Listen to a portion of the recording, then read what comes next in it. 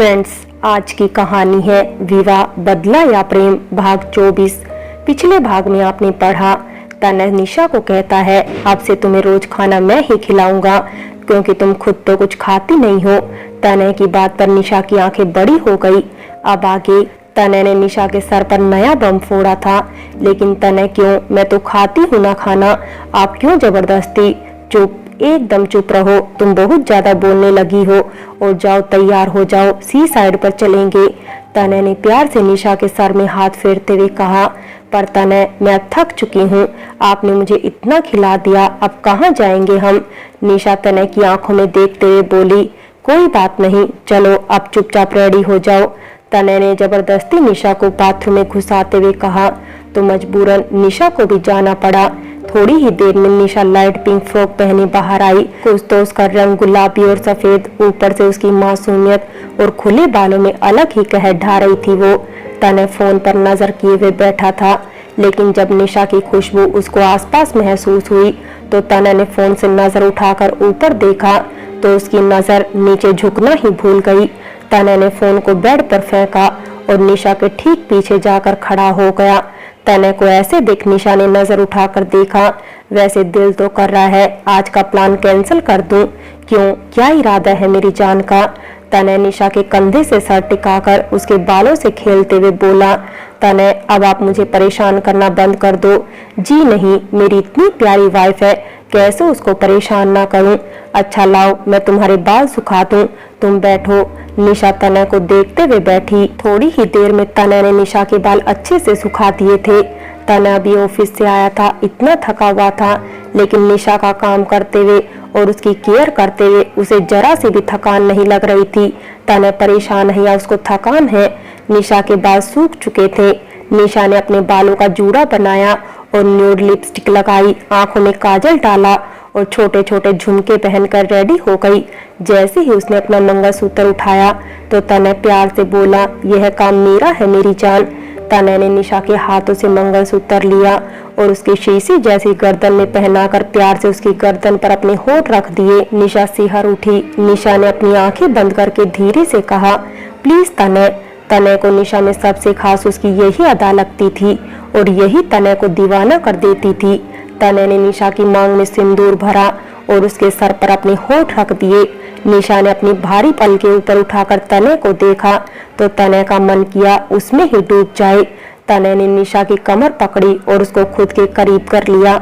वैसे मेरी जान, मुझसे अभी भी शर्म आती है, ऐसा क्यों? क्या मेरी निशा ने मुझे माफ नहीं किया?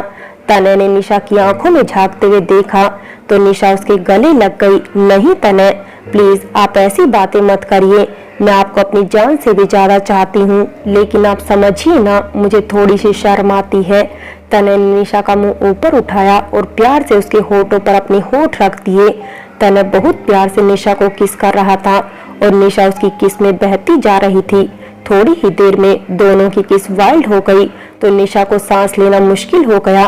तनय जल्दी से निशा से दूर हुआ और उसके चेहरे को ध्यान से देखते हुए बोला, पक्का ना?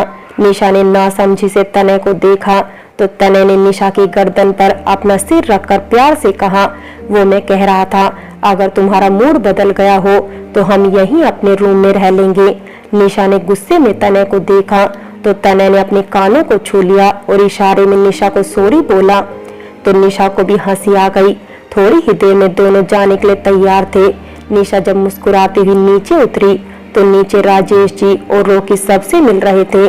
निशा को देखते ही राजेश जी मुस्कुराकर बोले, अरे मेरी बहू यहाँ आओ, आओ बेटा, देखो तुम्हारा तोहफा कब से तुम्हारा वेट कर रहा है, जल्दी से आओ। निशा ने राजेश जी से आशीर्वाद लिया तो राजेश जी ने उसको गले से लगा लिया।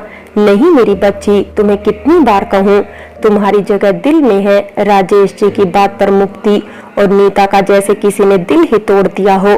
दोनों माँ बेटी जलकर निशा को देखने लगी। करुणा जी ने प्यार से निशा को देखा, बेटा तुम्हें नहीं पता, जब से आए हैं बस एक ही रट लगाई हुई है, मेरी बहू कहाँ है, मेरी बहू कहाँ है। हाँ माँ, हमारी भाभी है ही ऐसी, अब तो भाभी के बिना यह घर भी अच्छा नहीं लगता। रोकी मुस्कुराते हुए बोला था। हाँ बिल्कुल रोकी, तुमने एकदम सही बात कही, हमें तो आए हुए अभी कुछ ही दिन हुए हैं, लेकिन निशा ने ऐसी जगह बना ली है दिल में कि अब तो बस निशा के बिना घर में भी दिल नहीं लगता। अनीता मौसी की बात पर सबने हाँ में हाँ मिलाई, उन दोनों माँ बेटी को छोड़कर। अच्छा, अब अगर आप सब लोगों की इजाजत हो तो मैं अपनी प्यारी सी पत्नी और आपकी प्यारी बहू और तुम सबकी प्यारी भाभी को ले जाऊं क्या? तनय सबको छेड़ते हुए बोला। वैसे मानना पड़ेगा माँ, अब तो आप सब अपने बेटे को भी भूल गए हैं। ये अच्छी बात नहीं, बहू के चक्कर में बेटे को भूल गए। तनय की बात पर सब हंसने लगे। अच्छा बस कर तू, अब मेरी बहू को ज्यादा परेशान करने की जरूरत नहीं किसी को भी। राजेश जी झूठे गुस्से से सबको डांटते हुए बोले। और बहू चलो आओ तुम्हारा तोहफा देख लो। राजेश जी प्यार से बोले तो निशा मुस्कुराती हुई उनके बराबर में जाकर खड़ी हो गई। राजेश जी ने एक चमचमाता बॉक्स निशा के हाथ में थमा दिया। निशा क्या, सब हैरान हुए। तो राजेश जी प्यार से बोले, बहू इसको खोलकर देखो। तो निशा ने जल्दी जल्दी वो बॉक्स खोला। निशा ने जैसे ही वो बॉक्स खोला, सामने चमचमाता हुआ प्लेटिनम नेकलेस था। निशा की आंखों में आंसू आ गए। लेकिन पापा जी, क्या जरूरत थी सबकी? नहीं मेरे बच्चे, ये तुम्हारा हक है। तुम्हें पता है मैं तुम्हारी शादी में भी मौजूद नहीं था। ये बस मेरी तरफ से तुम्हारी शादी का गिफ्ट था। निशा राजेश जी के गले लग गई तो राजेश जी ने भी उसके सर पर प्यार से हाथ रखा। करुणा जी, पायल, रोकी, अवनी, अनीता मौसी सब बहुत खुश थे। लेकिन नीता का हाल खराब हो चुका था। भैया, माना कि आपकी लाडली बहू है, लेकिन इतना सर पर चढ़ाने की क्या जरूरत है उसको? अरे भाभी ने इतना कुछ दिया हुआ है, आप भी यह सब करने लगे, ये अच्छी बात नहीं। बहुएं ऐसी ही होती हैं, कल को आपको घर से बाहर निकाल कर खड़ा कर देगी तो क्या करेंगे आप? अभी निशा और तनय दोनों बाहर निकले ही थे, तभी नीता की आग निकलनी शुरू हो गई थी। बस करो नीता, बस करो, कितना उस बच्ची के पीछे पड़ोगी? वो बच्ची सबको खुश करने की कोशिश करती है और सब खुश होते भी हैं, लेकिन सिर्फ तुम्हारी दुश्मनी उससे ऐसी है जो आज तक वो तुम्हारे दिल में जगह नहीं बना पाई। प्लीज मामा जी, आप मोम को टारगेट मत करिए। वो लड़की जैसी है मैंने देखी है, जितनी सीधी दिखती है उतनी है नहीं। आप सबको बेवकूफ बनाती है वो। मुक्ति गुस्से में बोली। हाँ, और तुम और बुआ इस घर में सबसे इंटेलिजेंट हो, पायल गुस्से से बोली थी। Please Payal, stop this nonsense. तुम लोगों के ऊपर सिर्फ जादू किया हुआ है उसने, बस करो सब। जिसको भी निशा से प्रॉब्लम है वो इस घर से जा सकता है, क्योंकि निशा इस घर की बहू है, रॉयल फैमिली की बहू है। और सबसे बड़ी बात, वो बच्ची सोना है। अगर तुम्हें या मुक्ति को निशा से प्रॉब्लम है तो तुम जा सकते हो। राजेश जी यह कहकर गुस्से में चले गए थे। प्लीज ग्रो अप मुक्ति, बुआ की तरह मत बनो, खुद के अंदर अच्छा इंसान लेकर आओ। रोकी भी मुक्ति को गुस्से में समझाकर चला गया था। मुक्ति और पायल अवनी भी चली गई थी। अब सिर्फ करुणा जी और नीता खड़ी थी। करुणा जी नीता के पास आई और प्यार से बोली, मैं जानती हूँ इंसान को किसी भी नए मेंबर को एक्सेप्ट करने में टाइम लगता है। मैं ये बिल्कुल नहीं कहती नीता तुम निशा के आगे पीछे घूमो या उससे बातें करो, ये तुम्हारी मर्जी है। हम कौन होते हैं फोर्स करने वाले किसी को? लेकिन नीता, तुम्हारी भी तो बेटी है ना, कल को उसको भी दूसरे घर बहू बनकर जाना है ना। तो फिर तुम अगर आज दूसरे की बेटी के साथ ऐसा करोगी तो कल को तुम्हारी बेटी के साथ भी ऐसा ही करने से पहले एक बार भी नहीं सोचेगा कोई भी, क्योंकि कर्मों की सजा इसी दुनिया में मिलती है। जी नहीं भाभी, आप मेरी मुक्ति को उस निशा से ना मिलाएं तो बेहतर होगा, क्योंकि मुक्ति एक अमीर माँ बाप की बेटी है, कोई ऐसे ही मिडिल क्लास घर से नहीं है। तो उसके साथ ऐसा कुछ नहीं होगा और मैं उसको इतनी दौलत दूंगी, अगर भगवान ना करे ऐसा भी हो तो उसको दौलत से उसके ससुराल वालों की आंखें चुंधिया जाए। और अच्छी किस्मत। करुणा जी की बात पर नीता ने पलटकर करुणा जी को देखा। क्या मतलब भाभी, अच्छी किस्मत दे पाओगी? तुम उसको मान लो दौलत तो दे दोगी, लेकिन लड़की की जिंदगी की सबसे जरूरी चीज, क्या तुम उसको अच्छी किस्मत दे पाओगी?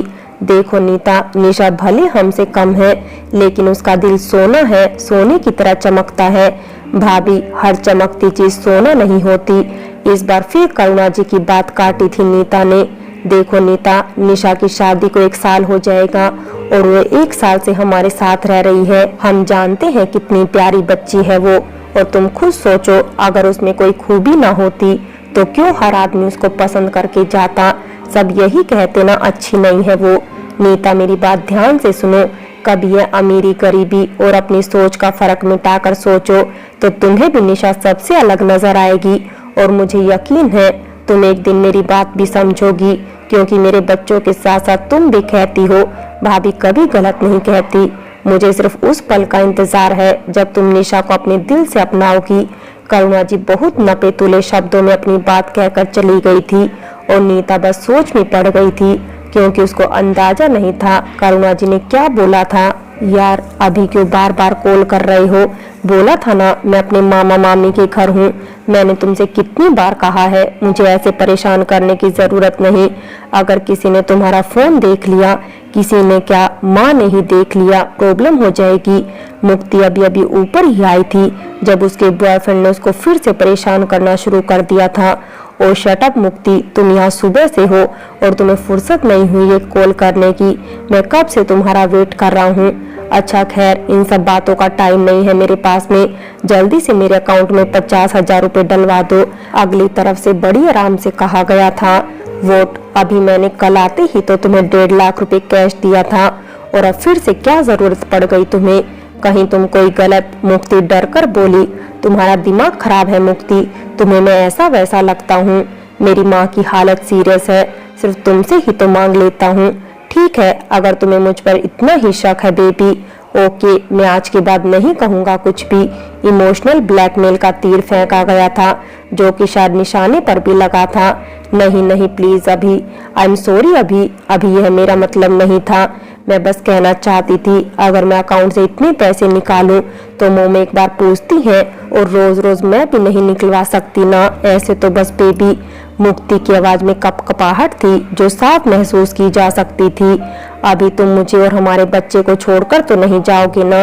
एक बार फिर मुक्ति के दिल में शक उमड़ा तो अभी चालाकी से हंसते हुए बोला, नो बेबी नेवर, मैं तुमसे शादी करूंगा और ऐसी शादी करूंगा सारी दुनिया हमारी शादी देखेगी।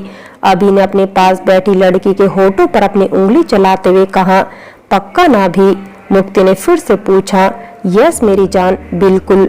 देखो अभी हमारे पास टाइम नहीं है, मैं ऑलरेडी 1 मंथ प्रेग्नेंट हूँ और कुछ महीनों में यह सच सबके सामने आ जाएगा। प्लीज तुम उससे पहले अपनी माँ को भेज दो प्लीज अभी। अरे बोला तो है मैंने कितनी बार समझाऊं, समझ नहीं आता क्या एक बार में? और अगर नहीं भेजने पैसे तो मत भेजो, ये ड्रामे करने की जरूरत नहीं है मेरे सामने। और ये क्या बार बार हमारा बच्चा, मुझे क्या पता यह बच्चा मेरा है या फिर किसी और का? नहीं प्लीज अभी ऐसा मत बोलो, मुझे तकलीफ होती है। मैं अपनी माँ की कसम खाकर कहती हूँ ये बच्चा तुम्हारा है। मैं भले कितनों के साथ रिलेशन में रही हूँ लेकिन मैं कभी किसी के इतना करीब नहीं गई। ठीक है मेरे पास टाइम नहीं है, पैसे भेजो जल्दी से। और अगर नहीं भेजे तो तुम जानती हो ना।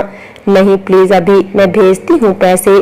मुक्ति जानती थी अभी और ज्यादा बदतमीजी करेगा, इसलिए चुपचाप पैसे भेज दिए। फ्रेंड्स, बाकी की कहानी अगले भाग में देखें और अगर कहानी अच्छी लगी हो तो लाइक करें, शेयर करें और प्यार भरी कहानी चैनल को सब्सक्राइब करें।